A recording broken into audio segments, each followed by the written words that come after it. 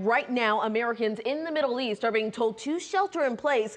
This after the U.S. and Israel launched strikes on Iran in any attempt to take down Iran's regime. Thanks for joining us. I'm Sydney Stallworth. And I'm Victor Williams. Hours after the attack, President Trump confirmed that Iran's supreme leader is now dead. Now, since then, Iran has launched retaliatory attacks targeting U.S. facilities in nearby countries. Now, this is just the first wave of what's expected to be multiple attacks. Iranian state media said that more than 200 people were killed and hundreds more were injured. Trump, however, is issuing this stern warning to the country's military and police.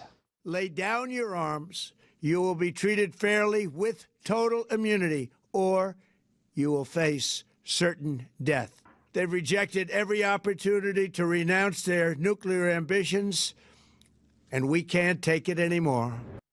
Atlanta News First reporter Bridget Spencer joins us live from the airport. Bridget, what impacts are you seeing tonight? Well, Victor, of course, with Atlanta having the world's busiest airport, there were no doubts at all that this conflict would affect operations worldwide, but also right here in Atlanta. Meanwhile, I got out in the community and spoke with Iranian Americans who are reacting to the news. So people after 45 years are tired of this situation. The Iranian American community in Georgia is taking in the news of a U.S. military strike on the Iranian regime. The main goal in Iran is the regime change. Officials say the target of these strikes were Iran's top leaders, including Ali Khamenei. This is not the war between Iranian people and the United States or Israel. Our war is between the Iranian people and the regime of Iran. Shohei Mir is with the Iranian American community of Georgia. She feels the U.S. should support the people but not intervene with violence. Let us take care of the business. Iranian people change the regime, and it has to come from inside Iran. We don't want boots on ground. We do not want the taxpayer money. We want the Iranian people to do this. Creating another, war situation with the Iranian regime is actually the exact thing that they want. The fallout from the strikes being felt globally. Multiple airlines showing flight diversions to avoid Iranian airspace Saturday. Delta announcing they're halting flights to Tel Aviv at least through March 2nd.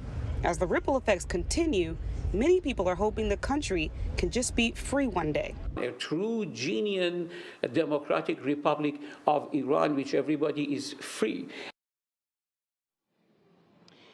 Now, of course, regime change is not a guarantee after this. In fact, the group I just spoke with, they said that a lot of times they'll see these top commanders or leaders executed or killed. However, they are only replaced shortly after that. But meanwhile, this certainly having a domino effect across the globe and right here in Atlanta.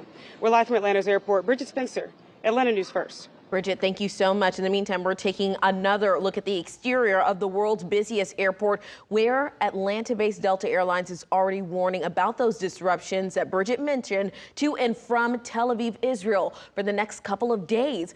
Tonight, the U.S. State Department is issuing a worldwide travel warning. This alert is asking Americans who are overseas to use extreme caution and to keep an eye out for messages from the nearest U.S. embassy or consulate.